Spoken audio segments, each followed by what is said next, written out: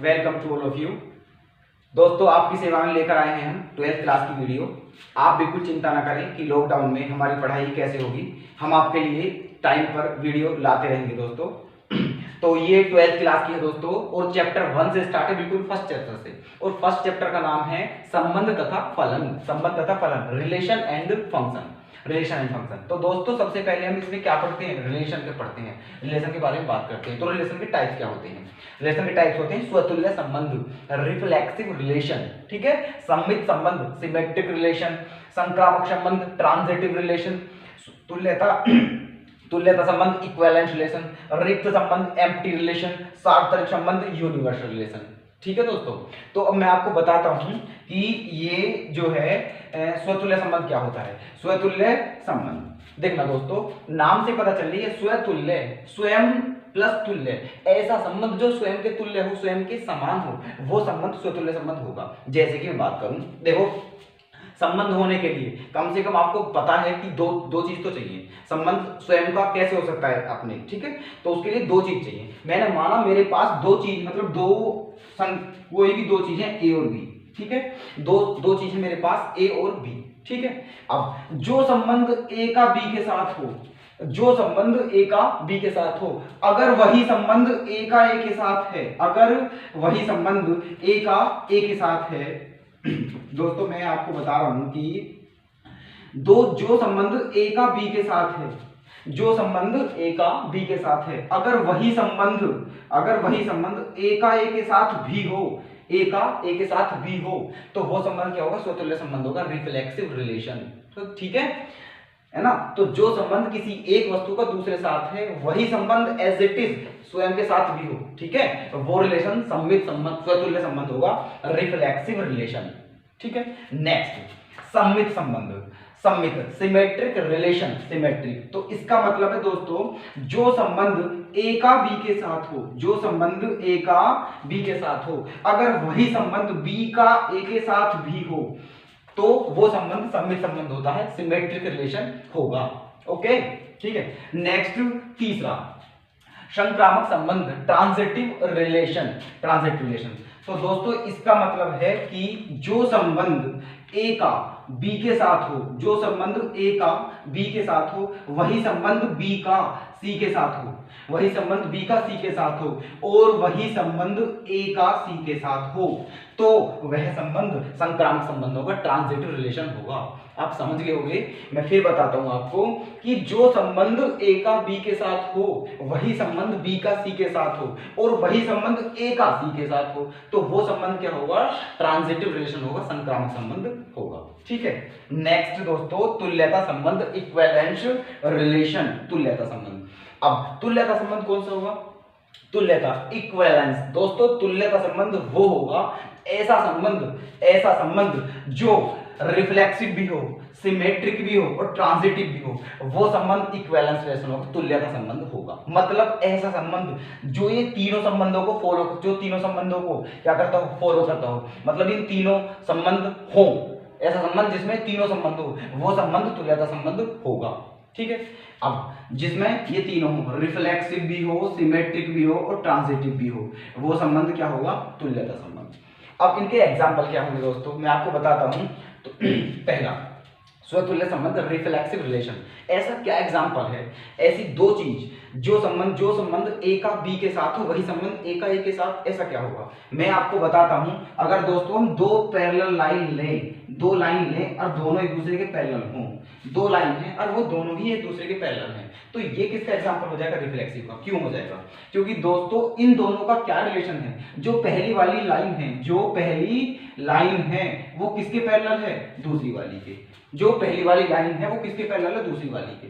तो पहली का संबंध दूसरी के साथ क्या है? समांतर का, पैरेलल का। मतलब पहली रेखा दूसरी के समांतर है। तो तुम देख रहे होगे कि पहली रेखा स्वयं के भी समांतर है, खुद के भी समांतर है। ठीक है। दो रेखाएं अगर एक दूसरे के समांतर हो तो वो खुद के भी समांतर होंगी। ठीक है। तो पहली रेखा दूसरे के समांतर है, तो पहली रेखा पहली खुद के भी समांतर है। तो इसलिए जो संबंध पहली का दूसरी के साथ है, वही संबंध पहली का पहली के साथ भी है। इसीलिए ये संबंध कौन सा होगा? Reflexive relation, reflexive relation. Next, सम्मित संबंध, सममित संबंध की बात करूं दोस्तों, ये एग्जांपल दोस्तों सममित संबंध के लिए भी हो जाएगा। क्यों हो जाएगा? क्योंकि पहली रेखा दूसरी के समांतर है, पहली रेखा दूसरी के समांतर है, लेकिन दूसरी भी तो पहली के समांतर है, ठीक है। और यही तो है सममित संबंध, कि जो संबंध पहली का दूसरी के साथ हो वही संबंध दूसरी का पहली के साथ भी हो तो वो सममित संबंध होगा। तो पहली रेखा दूसरी के समांतर है तो दूसरी भी तो पहली के समांतर है, इसीलिए ये संबंध सममित संबंध भी होगा, सिमेट्रिक रिलेशन भी होगा, ठीक है। नेक्स्ट, संक्रामक संबंध, ट्रांजिटिव रिलेशन। अब दोस्तों क्योंकि यहां चाहिए हमें तीन, यहां चाहिए तीन, पहला दूसरा तीसरा, क्योंकि जो संबंध पहले का दूसरे के साथ हो वही संबंध दूसरे का तीसरे के साथ होना चाहिए, और फिर वही संबंध पहले का तीसरे के साथ होना चाहिए। तो यहां चाहिए हमें तीन, तो इसीलिए यहां मैं ले लेता हूं तीन रेखा, तीन रेखा ले ली दोस्तों मैंने, ठीक है। और तीनों ही रेखा क्या है? समांतर है। तीनों मैंने ले ली रेखा, तीनों एक दूसरे के समांतर है। तो अब देख रहे हैं यहाँ, क्योंकि जो पहली रेखा है, जो पहली रेखा है वो किसके समांतर है? दूसरी के। तो पहली रेखा दूसरी के समांतर है और दूसरी रेखा तीसरी के समांतर है।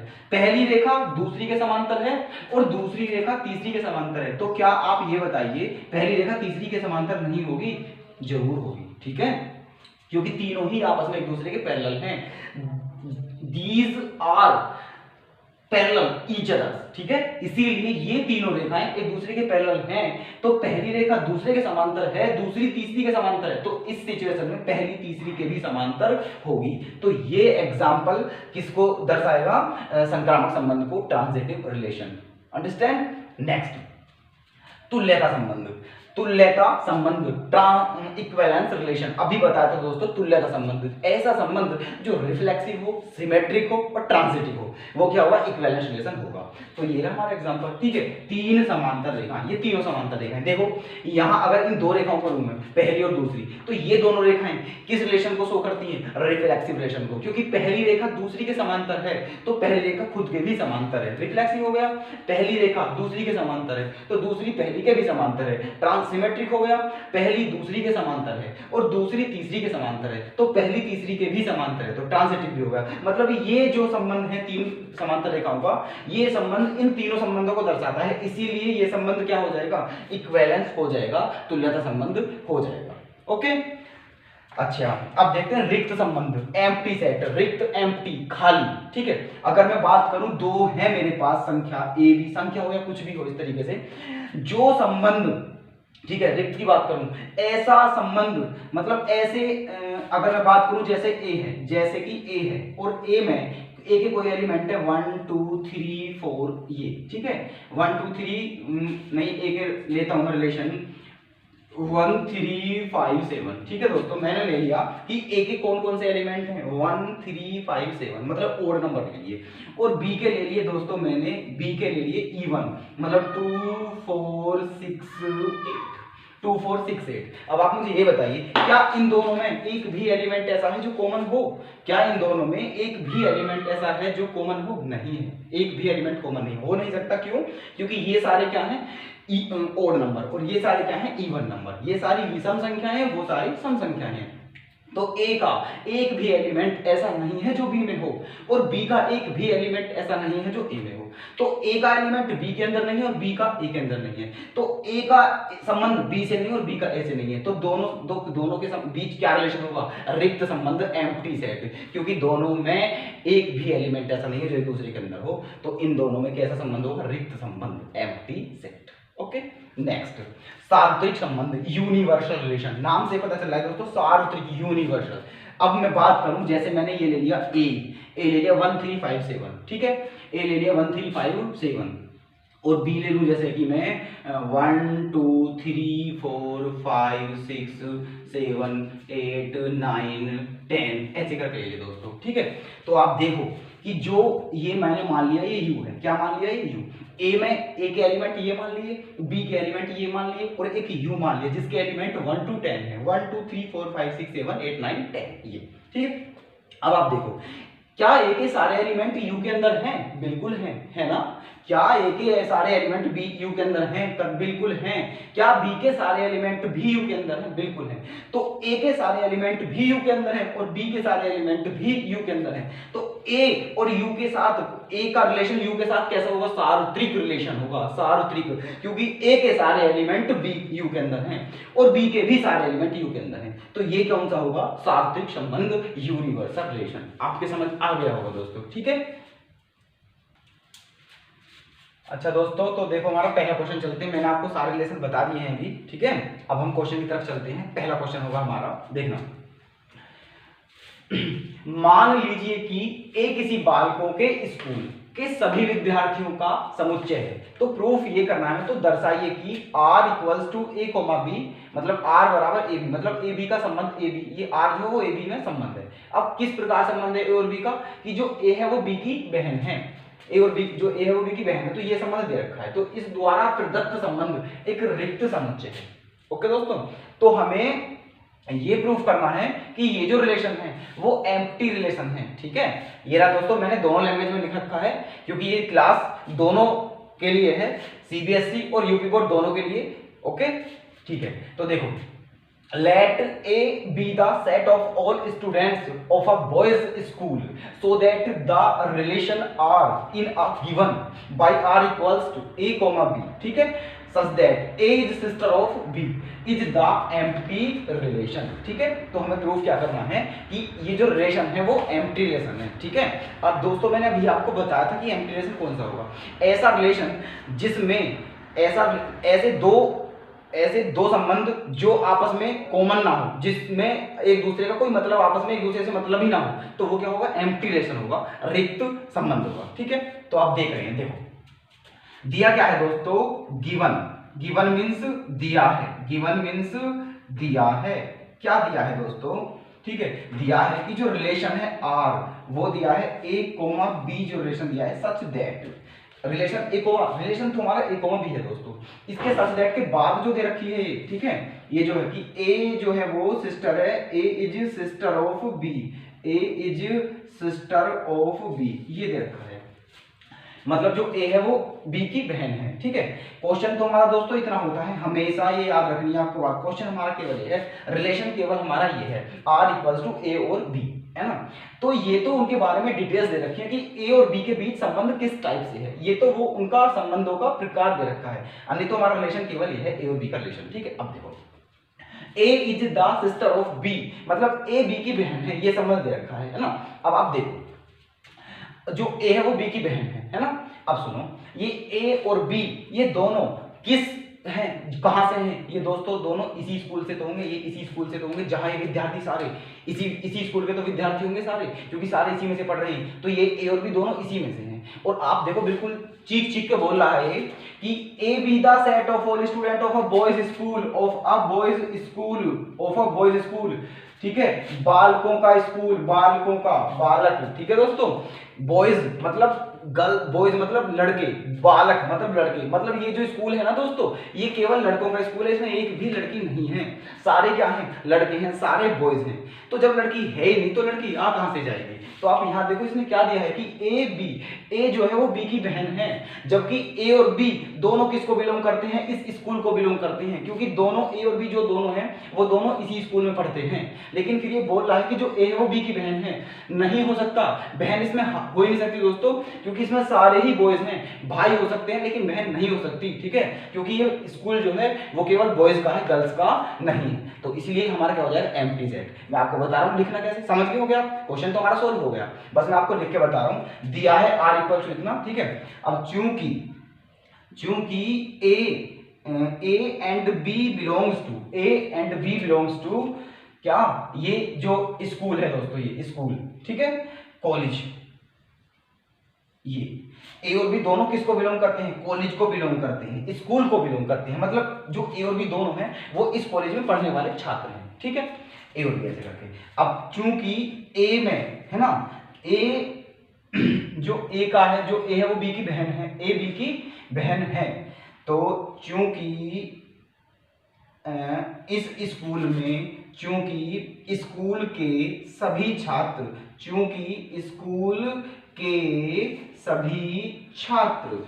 लड़के हैं, स्कूल के सभी छात्र लड़के हैं, चूंकि स्कूल के सभी छात्र लड़के हैं, ठीक है, स्कूल के सभी छात्र लड़के हैं, बिकॉज दोनों लैंग्वेज बता रहा हूं मैं दोस्तों आपको, ठीक है। स्कूल के सभी छात्र लड़के हैं, because all students of because all student of the college are boys, because all student of the college are boys, school के सभी छात्र लड़के हैं, तो इसीलिए बहन तो हो ही नहीं सकती, इसीलिए ए बी की बहन नहीं हो सकती, ए बी की बहन नहीं हो सकती, बहन नहीं हो सकती, इसीलिए ए बी की बहन नहीं हो सकती। A can not sister of B, A B की बहन नहीं हो सकती, तो इसीलिए हमारा जो रिलेशन है वो क्या होगा, एम्प्टी रिलेशन होगा, इसलिए आर इज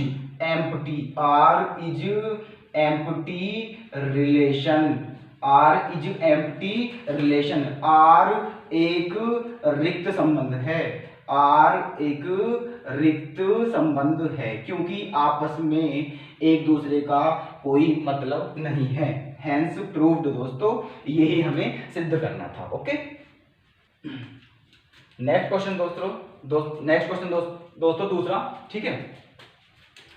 मान लीजिए कि T किसी समतल में स्थित समस्त त्रिभुजों का एक समुच्चय है, तो समुच्चय T में जो संबंध दिया है वो क्या दिया है, T1, T2, जो रिलेशन है वो किस किस के बीच में है, T1 और T2 के।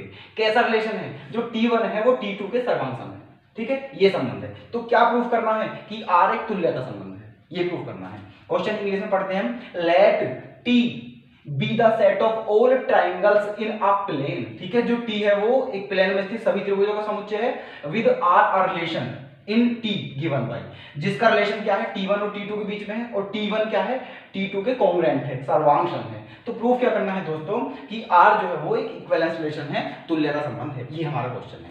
अब इसमें दोस्तों एक बात आई है क्या, कॉन्ग्रुएंट की, कॉन्ग्रुएंट, ठीक है, सर्वांगसम, ठीक है। पहले मैं आपको सर्वांगसम के बारे में बताना चाहूंगा कि सर्वांगसम होता क्या है, ठीक है। देखना दोस्तों, दो वर्ड होते हैं, दो वर्ड, एक तो होता है समरूप, एक होता है समरूप जिसे बोलते हैं सिमिलर, ठीक है, समरूप, और एक होता है दोस्तों, एक होता है सर्वांगसम जिसे बोलते हैं कॉन्ग्रुएंट,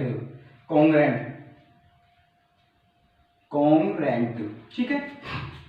इन दोनों का देखना दोस्तों, जो समरूप होता है, समरूप उसका सिंबल होता है हमारा ये, और कॉन्ग्रुएंट का सिंबल होता है ये। ओके, अच्छा, समरूप का क्या है और सर्वांगसम का क्या है। कभी भी समरूप हो या सर्वांगसम हो, वो सिंगल का कभी नहीं हो सकता, उसके लिए दो चीज चाहिए हमें, ठीक है, दो या उससे फालतू। जैसे कि मैं बात करूं, दो ट्राइंगल है, ठीक है, दो ट्राइंगल, जैसे एक तो ये हो गया और एक ये हो गया, दोनों ट्राइंगल दोस्तों। अब दोस्तों ये जो है दोनों ट्राइंगल, ठीक है, अब इनकी ये दोनों सिमिलर होंगे, या तो सिमिलर होंगे, और या मतलब जैसे ये दोनों सर्वांगसम है, क्या है, सर्वांगसम, ठीक है। तो सर्वांगसम की शर्त क्या है दोस्तों, सिमिलर जो है, सिमिलर का तो मतलब ये है कि जो सिमिलर की शर्त है, सिमिलर की शर्त, ठीक है, अगर किन्हीं भी दो कोरस्पॉन्डिंग, देखो सिमिलर की दोस्तों ये शर्त हो जाती है SAS, है ना, SAS, AA,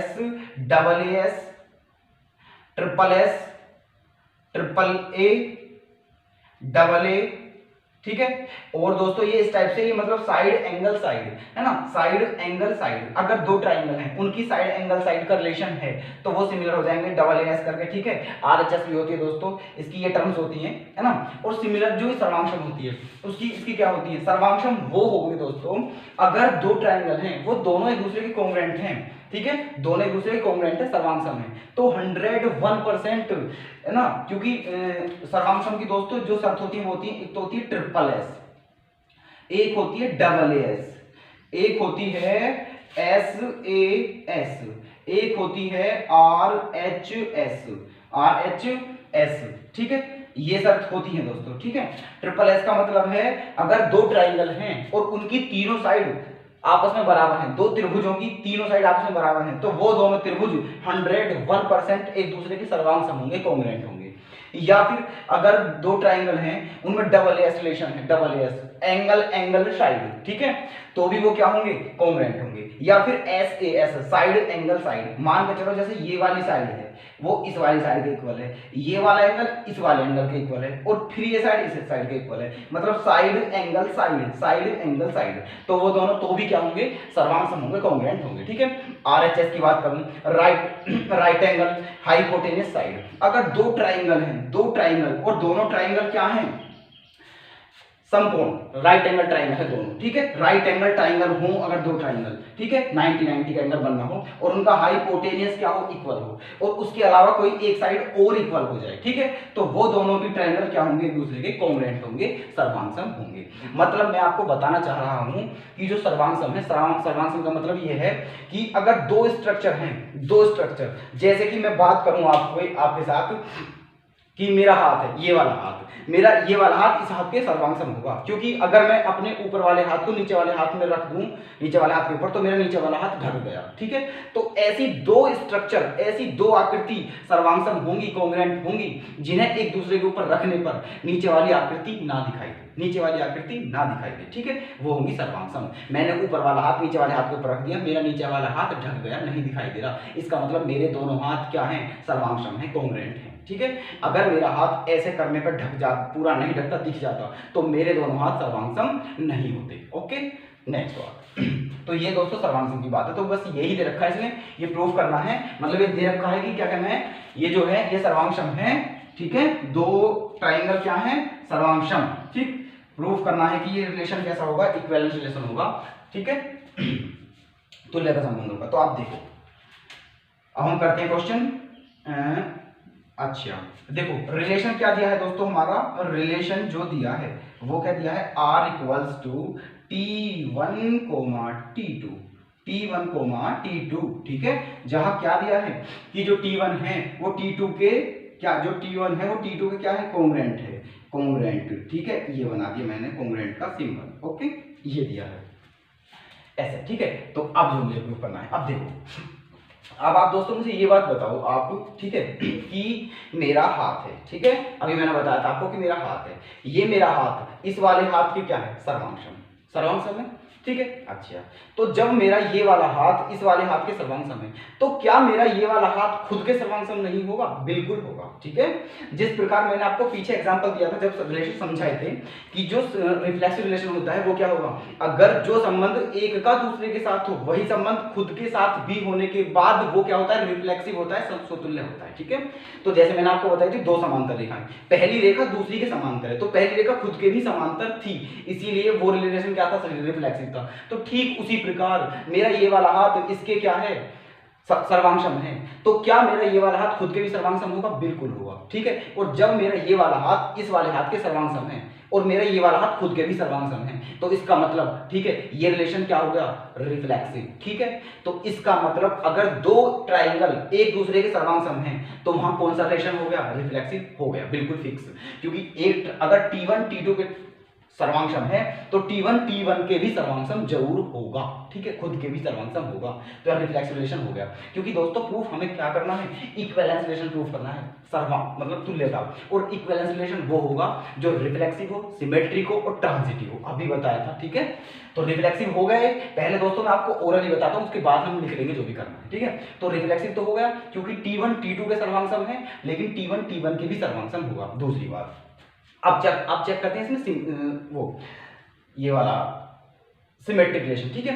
तो अब क्योंकि T1 T2 के सर्वांग है, T1 T2 के सर्वांग है, तो क्या T2 भी T1 के सर्वांग होगा, बिल्कुल होगा, सही बात है, ठीक है। जब पहला ट्राइंगल दूसरे के सर्वांग है तो दूसरा भी पहले के सर्वांग होगा, और ये सब किसकी होती है, सिमिलरिटी की, ठीक है, ये किसकी होती है, सिमेट्रिक रिलेशन की, ठीक है, सममित संबंध की। तो इसका मतलब ये सममित भी हो गया, रिफ्लेक्सिव भी हो गया, ठीक है, सममित भी हो गया और स्वतुल्य भी होगा। तीसरा रिलेशन ट्रांजिटिव, ठीक है। अच्छा, रिलेशन इसमें ट्राइंगल कितने दिए हैं, दो, T1 और T2, एक हम रिलेशन एक ट्राइंगल और मान लेते हैं अपने पास से T3।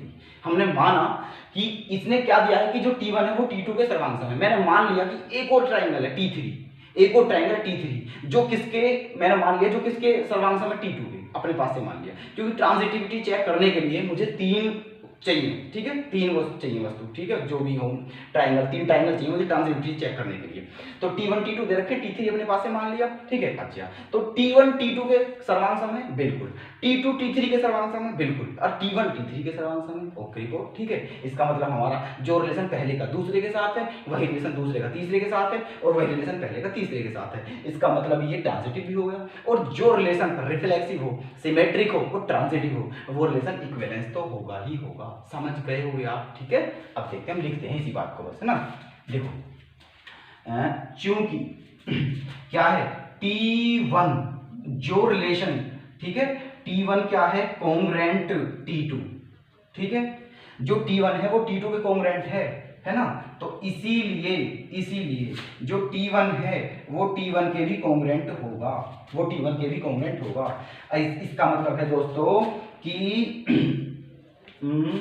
जो रिलेशन T1 का T2 के साथ है, जो रिलेशन T1 का T2 के साथ है, वही रिलेशन T1 का T1 के साथ भी है। इसीलिए R इज रिफ्लेक्सिव, मतलब R एक स्वतुल्य संबंध है, R एक स्वतुल्य संबंध है। ओके, नेक्स्ट बात, ये तो होगी हमारी रिफ्लेक्सिविटी चेक होगी। दूसरी, ठीक है, सिमेट्रिविटी, अब ट्रांजिटिव सिमेट्रिक, सॉरी, ठीक है। अब चूंकि T1 किसके कोंग्रेंट है, T2 के, T1 T2 के कोंग्रेंट है, तो T2 T1 के भी कोंग्रेंट होगा, T2 T1 के भी कोंग्रेंट होगा। इसका मतलब क्या हुआ, जो रिलेशन T1 का T2 के साथ है, वही रिलेशन T2 का T1 के साथ भी होगा। और ये कंडीशन होने के बाद R क्या हो गया, सिमेट्रिक हो गया। R क्या हो गया, सिमेट्रिक, मतलब R सममित है, R सममित है। ओके, R सममित है, ठीक है। नेक्स्ट चेक करते हैं ट्रांजिटिविटी, ठीक है, संक्रमकता।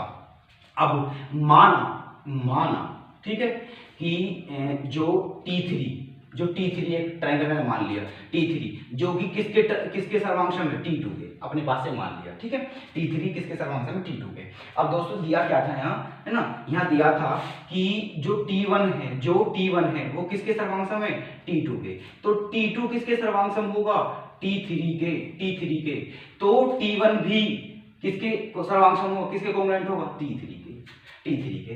इसका मतलब दोस्तों कि जो रिलेशन T1 का T2 के साथ है, वही रिलेशन T2 का T3 के साथ है, और वही रिलेशन T1 का T3 के साथ है। इसीलिए R इज ट्रांजिटिव, मतलब संक्रमक भी हो गया। और जो रिलेशन रिफ्लेक्सिव हो, सिमेट्रिक हो और ट्रांजिटिव हो, ठीक है, तो वो रिलेशन क्या होगा दोस्तों, मैं इधर लिख देता हूं साइड में, ठीक है। चूंकि R is reflexive, symmetric and transitive, ठीक है। मतलब R जो है वो क्या है, R सममित है ना, R सममित है और स्वतुल्य है तथा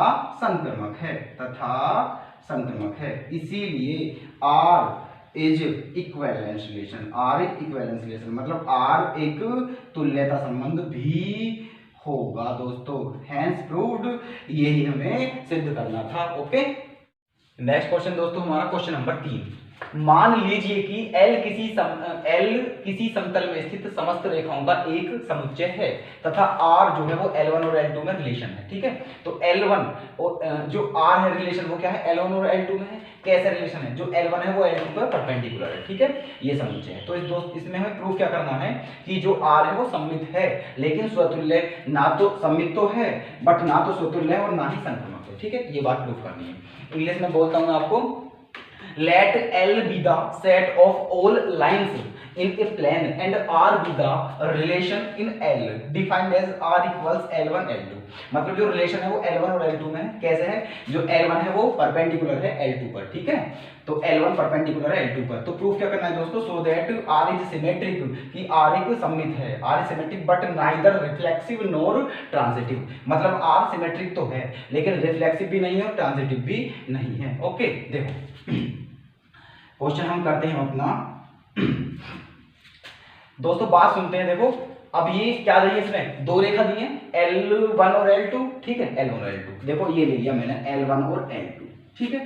पहले हम क्वेश्चन करते हैं। देखो ये कह रहा है कि जो L1 है वो L2 पे परपेंडिकुलर है, L1 L2 पे परपेंडिकुलर है, ठीक है। तो माना ये क्या है L1 और ये क्या है L2, क्योंकि L1 L2 पे परपेंडिकुलर है, ठीक है, अच्छी बात है। L1 L2 पे परपेंडिकुलर है, तो लेकिन ये बात बताओ आप कि क्या L1 L1 के भी परपेंडिकुलर होगी? नहीं हो सकती है ना। अगर कोई रेखा किसी दूसरी रेखा के समांतर है तो वो खुद के भी समांतर होगी, पैरेलल होगी। लेकिन अगर कोई रेखा किसी दूसरी रेखा के लंब हो तो वो खुद के लंब नहीं हो सकती। तो L1 L2 पर परपेंडिकुलर है लेकिन L1 L1 के परपेंडिकुलर नहीं हो सकती। तो जब L1 L1 के परपेंडिकुलर नहीं हो सकती तो ये रिफ्लेक्सिव नहीं होगा, क्योंकि रिफ्लेक्सिव रिलेशन क्या है कि जो संबंध पहले का दूसरे के साथ हो वही संबंध उसका खुद के साथ भी होना चाहिए। तो रिफ्लेक्सिव खत्म हो गया। दूसरी बात सिमेट्रिक चेक करते हैं। जब L1 L2 पर परपेंडिकुलर है, जब L1 L2 पर परपेंडिकुलर है, अगर मैं इन रेखाओं को पलट दूं, ऐसे कर दूं, तो दोस्तों कंडीशन हो जाएगी इस टाइप से, कंडीशन हो जाएगी ऐसे, ठीक है, मतलब कुछ ऐसे हो जाएगी, ठीक है। तो ये क्या हो जाएगा L2 और ये क्या हो जाएगा L1। तो देखना परपेंडिकुलर है, ठीक है। मतलब L1 अगर ऐसे पलट दूं तो L2 L1 पर परपेंडिकुलर हो जाएगा। मतलब ये हुआ कि अगर L1 L2 पर परपेंडिकुलर है तो L2 भी L1 पर परपेंडिकुलर होगी, ठीक है। और जब जो मतलब ये किसकी शर्त होती है? सिमेट्रिक की, कि जो रिलेशन पहले का दूसरे के साथ हो वही रिलेशन दूसरे का पहले के साथ भी होना चाहिए, वो क्या होता है? सिमेट्रिक। और ये कंडीशन है यहाँ L1 L2 पर परपेंडिकुलर है तो L2 भी L1 पर परपेंडिकुलर है, इसीलिए ये रिलेशन क्या होगा? सिमेट्रिक हो गया। तीसरा चेक करते हैं ट्रांजिटिविटी। उसमें क्या होता है? देखो दो लाइन तो इसने दे रखी है लेकिन ट्रांजिटिविटी चेक करने के लिए हमें तीन लाइन चाहिए, ठीक है। तो मैंने मान ली एक रेखा तीसरी भी है। इसने दोस्तों क्या दिया है कि जो L1 है वो L2 पर परपेंडिकुलर है। मैंने मान लिया कि L3 भी है जो कि L2 पर परपेंडिकुलर है, ठीक है। मैंने मान लिया L2 भी मतलब L3 भी जो कि इस पर परपेंडिकुलर है। मैंने ऐसे मान लिया, तीन रेखाएं मान ली, L1 L2 पर परपेंडिकुलर है और L2 L3 पर परपेंडिकुलर है। तो इन्हें देखो बनाएंगे कैसे, लगभग ये ऐसे बनेगी कि ये रेखा होगी L1 किस पर परपेंडिकुलर है? L2 पर, ठीक है। L1 L2 पर परपेंडिकुलर है। और एक और रेखा ले लेते हैं, जैसे कि ये माना, ठीक है, ये क्या माना मैंने? ये माना L2 मान लिया यार, ठीक है। ये L2 किस पे परपेंडिकुलर है? L1 पे। और L2 किस पे परपेंडिकुलर है? L3 पे, ठीक है। L1 L2 पे है और L2 L3 पे है, ऐसे, ठीक है। अच्छा, ये रेखा L1 हो गई, ये L2 हो गई और ये L3 हो गई। लेकिन आप देखो L1 L2 पे परपेंडिकुलर है और L2 L3 पे भी परपेंडिकुलर है, लेकिन L1 L3 पर परपेंडिकुलर नहीं है, ठीक है। तो इसीलिए ट्रांजिटिविटी नहीं है, क्योंकि ट्रांजिटिव रिलेशन वो होगा दोस्तों जो संबंध पहले का दूसरे के साथ हो वही संबंध दूसरे का तीसरे के साथ हो, और वही संबंध पहले का तीसरे के साथ भी होना अनिवार्य है, वही ट्रांजिटिव रिलेशन होगा, अदरवाइज नहीं होगा। और वो कंडीशन यहाँ फॉलो नहीं हो रही है, इसलिए ये ट्रांजिटिव रिलेशन नहीं है, ओके। अब देखो हम इसे करते हैं। देखो इसने क्या दिया है दोस्तों, चूंकि दिया है R जो रिलेशन है वो क्या दिया है? L1, L2, जहां L1 क्या है? L2 पे परपेंडिकुलर है, L1 L2 पे परपेंडिकुलर, ठीक है। तो अब चूंकि पहली कंडीशन देखते हैं दोस्तों, चूंकि L1 L2 पर परपेंडिकुलर है, ठीक है, बट ठीक है, L1 नॉट परपेंडिकुलर L2, ठीक है, सॉरी L1, ठीक है। L1 L2 पर परपेंडिकुलर है लेकिन L1 L1 पर परपेंडिकुलर नहीं है, ठीक है। तो कहने का मतलब ये हुआ कि जो संबंध L1 का L2 के साथ है, ठीक है, वही संबंध L1 का L1 के साथ नहीं है। तो इसीलिए ये क्या है? R is not reflexive, R is not reflexive, मतलब स्वतुल्य नहीं है, R स्वतुल्य नहीं है, ठीक है, R स्वतुल्य नहीं है। दूसरी देखते हैं सिमेट्रिविटी, ठीक है। अब चूंकि L1 L2 पर परपेंडिकुलर है, ठीक है, एंड एंड जब L1 L2 पर परपेंडिकुलर है तो L2 भी L1 पर क्या होगा, परपेंडिकुलर होगा। ठीक है, कहने का मतलब ये हुआ कि जो संबंध L1 का L2 के साथ है वही संबंध L2 का L1 के साथ भी है। इसीलिए R इज सिमेट्रिक, मतलब R क्या होगा, सममित संबंध होगा दोस्तों। ठीक है, नेक्स्ट, चूंकि L1 L2 पर परपेंडिकुलर है, L1 L2 पर परपेंडिकुलर है और L2 L3 पर परपेंडिकुलर है, but L1 not perpendicular L3। ठीक है, L1 नॉट परपेंडिकुलर L3, मतलब L1 L2 पर परपेंडिकुलर है, L2 भी L3 पर परपेंडिकुलर है, बट L1 L3 पर परपेंडिकुलर नहीं है। ठीक है, तो इसका मतलब ये हुआ कि जो रिलेशन L1 का L2 के साथ है वही रिलेशन L2 का L3 के साथ भी है, लेकिन वही रिलेशन L1 का L3 के साथ नहीं है। इसीलिए R इज नॉट ट्रांजिटिव, मतलब R संक्रमक नहीं है, R संक्रमक नहीं है। और यहाँ क्या नहीं था, सममित नहीं था। ठीक है, तो कुल है ना दोस्तों, यहाँ सममित था। ठीक है, तो R संक्रमक नहीं है, तो हमारा रिलेशन पता है यहाँ क्या है, स्वतुल्य नहीं है, सममित है और संक्रमक नहीं है। दोस्तों यही तो हमें प्रूफ करना था कि सममित होना चाहिए लेकिन संक्रमक और स्वतुल्य नहीं होना चाहिए। हैंस प्रूफ दोस्तों, हमें यही सिद्ध करना था। ओके दोस्तों, अच्छा दोस्तों, अगर आपको हमारी वीडियो अच्छी लगी हो तो प्लीज लाइक, शेयर, सब्सक्राइब करना बिल्कुल ना भूलें और हमारा उत्साहवर्धन करते रहें दोस्तों। आपका बहुत बहुत धन्यवाद। जय हिंद, जय भारत।